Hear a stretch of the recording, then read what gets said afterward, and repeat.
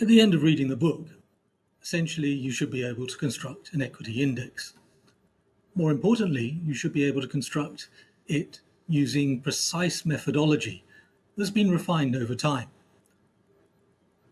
The rules and approaches to constructing an index have evolved since actually the first indices were created, those that focused on measuring inflation way over 150 years ago.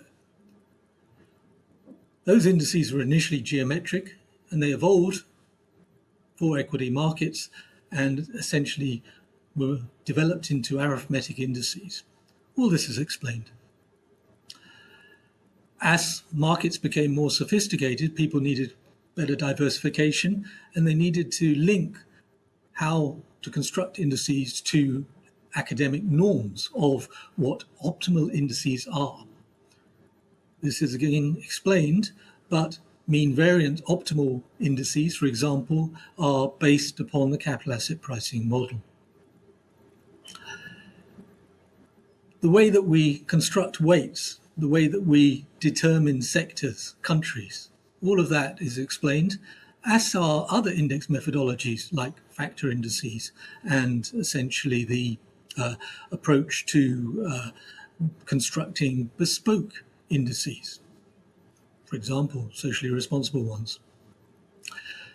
So as a result, what we have is we have a book that has evolved with industry and now covers essentially another 150 odd pages and all the latest innovations that we're seeing in the space.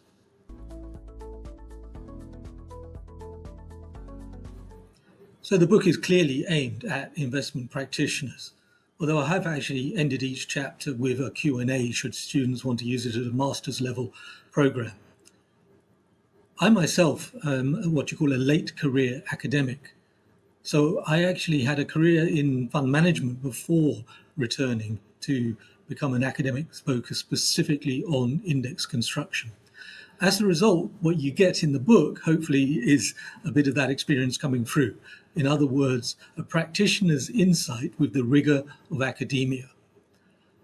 I believe that this book, therefore, is really perfect for the investment professional that is there constructing passive index funds, ETFs, but also for the active manager. The active manager who wants to understand where to take active risk in order to outperform benchmarks on a risk-adjusted basis. So a lot has changed since I wrote the first edition, which came out 17 years ago.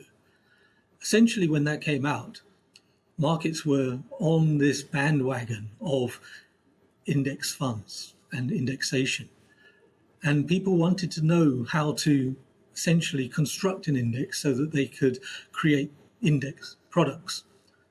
The book, the first edition, became a bestseller. However, markets evolved from there.